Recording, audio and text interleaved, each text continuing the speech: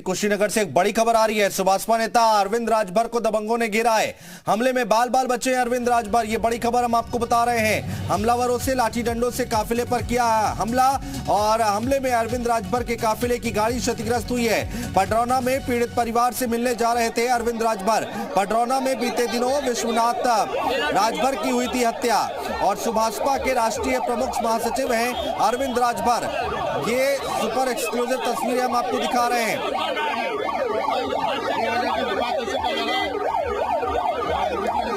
ये बड़ी खबर है, अहम खबर हम आपको बता रहे हैं। सुभाषपा नेता अरविंद राजभर को दबंगों ने घेरा।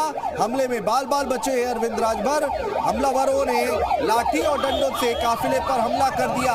हमले में अरविंद राजभर के काफिले की गाड़ी क्षतिग्रस्त भी हुई है। पडरौना में पीड़ित परिवार से मिलने जा रहे थे अरविंद राजभर और पडरौना में बीते दिनों विश्वनाथ राजभर की हुई थी हत्या।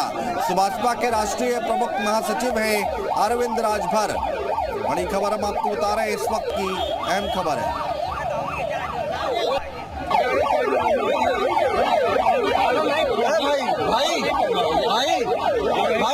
प्रोटोकॉल है। वीडियो बहुत बन रहा है, वीडियो बहुत बन रहा है, वीडियो बहुत बन रहा है, वीडियो बन रहा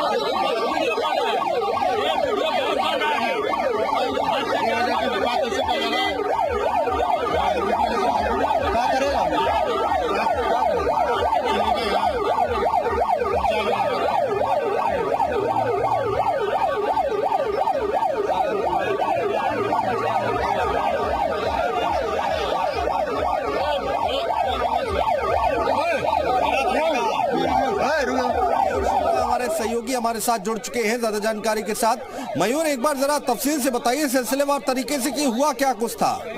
बिल्कुल, देखिए अभी जो आरोप फिलहाल अरविंद राजभर की तरफ से लगाया गया है ये है, उनका कहना है कि कुशीनगर में किसी की यहाँ हत्या हुई थी और उस हत्या में वो शरीक होने यानी कि उनके परिवार को सांत्वना देने वो पहुंचे थे और उसी दौरान कुछ लोगों ने उनको घेर लिया, घेर के उनके ऊपर हमला कर दिया गया। तो फिलहाल अभी जानकारी इतनी मिल पा रही है, लेकिन किन लोगों ने हमला किया है, कौन है, इसके बारे में पुख्ता। मयूर, आपके पास वापस लौटेंगे। अरविंद राजभर हमारे साथ खुद जुड़ गए। अरविंद राजभर जी, स्वागत है आपका। अरविंद राजभर जी, क्या हुआ था जब आप वहां पर पहुंचे? पडरौना में हुआ ये सब कुछ?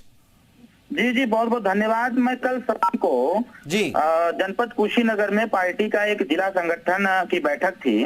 उस बैठक करके लगभग शाम को 6 बजे मैं पहुंचा था ग्राम सभा चिरहियावा में, जो थाना पडरौना अंतर्गत आता है। वहाँ एक श्री विश्वनाथ राजभर जी की हत्या हो गई थी मारपीट के दौरान। तो मैं परिवार से मिलने गया था, शोक संवेदना प्रकट करने गया था।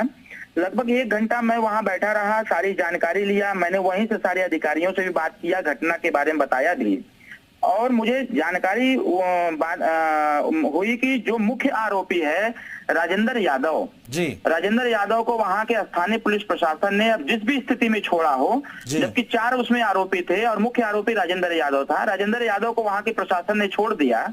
तो मैं यही सारा बात करके मैं वहां से निकल रहा था गांव से। तो गांव के बाहर अब करीब 100 से ज्यादा की संख्या में दारू शराब पी करके, लाठी डंडा लेकर के सारे लोगों ने हमारे गाड़ी को घेर लिया और गाड़ी पर हाथ से, डंडे से और पैर से मारना चालू कर दिया, गाली गलौज देना चालू कर दिया।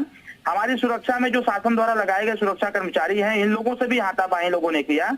ये लोग जब वीडियो बना रहे थे तो उसको भी मोबाइल को छीन लिया गया इन लोगों के द्वारा और लगातार गाली गलौज दिया जा रहा था और ये प्लान कर रहे थे कि इनको घेर करके अगर गाड़ी ही फूंक दिया जाए, जिसमें हमारी 2 गाड़ी भी क्षतिग्रस्त हुई हैं। उसकी मेरी गाड़ी, जो जिस गाड़ी से मैं चलता हूँ और हमारे गाड़ी के पीछे जो गाड़ी चलती है, 2 गाड़ियों पर लाठी से और पैर से मारा गया, जो गाड़ी का बम्पर वम्पर सब टूट गया है।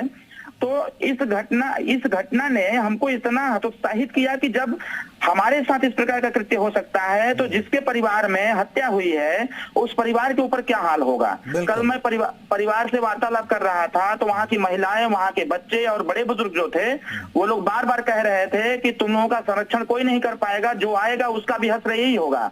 और जो उसमें एक जो चश्मदीद गवाह है, जो महिला है, दुर्गावती राजभर नाम उस महिला का, उस महिला को घर पर चढ़ करके बार बार ये धमकी दिया जा रहा है कि अगर तुमने गवाही हमारे खिलाफ दिया तो तुमको भी जान से मार देंगे। तो मैंने कल वहीं से बात की आईजी साहब से, मैंने कहा कि सबसे पहले तो इस महिला, इस परिवार की सुरक्षा किया जाए, क्योंकि ये गरीब तबके के लोग हैं और वहाँ दबंग प्रवृत्ति के लोग हैं। और जो राजेंद्र यादव है, मैंने पता कराया स्थानीय प्रशासन के माध्यम से भी, इसके साथ साथ जो वहाँ हमारे पार्टी के कार्यकर्ता हैं, जब उनसे हमने पता कराया तो पता चला कि वो बिहार का बॉर्डर होने के नाते 50 किलोमीटर सराउंडिंग में राजेंद्र यादव का दबदबा है और उसने कई ऐसे कुकृत्य कर रखे हैं, लेकिन वहां स्थानीय प्रशासन को रुपया पैसा के माध्यम से मैनेज करता है, जिसकी वजह से प्रशासन उसके खिलाफ कोई कार्रवाई नहीं कर पाती है। वर्तमान योगी जी की सरकार में जहां जीरो टॉलरेंस की बात की जाती है और वहां दिन दहाड़े हत्या हो जाए और अपराधी खुलेआम घूम रहा है, ये दुख का विषय है। इतने लोगों ने हमला किया आपके ऊपर, आपके लोगों के ऊपर किसी तरह की किसी को चोट तो नहीं आई?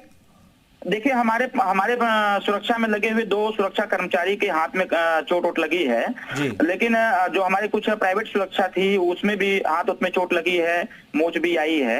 और जो दृश्य वहां दिख रहा था, उस दृश्य में मैं भी इस चीज को देख रहा था, वीडियो में आपको स्पष्ट दिख रहा होगा, उसमें मोबाइल छीनी जा रही है, गाली दी जा रही है। उसमें 8-10 ऐसे संदिग्ध परिस्थिति के लोग थे, जो लोग इस प्लान के साथ आए थे, वही लोग बार बार उकसाने का प्रयास कर रहे थे कि इनकी गाड़ी कोई फूंक दिया जाए। किसी को पहचान पाए अरविंद जी आप, और इसको लेकर कोई नामजद एफआईआर वगैरह दर्ज कराई गई आप लोगों की तरफ से?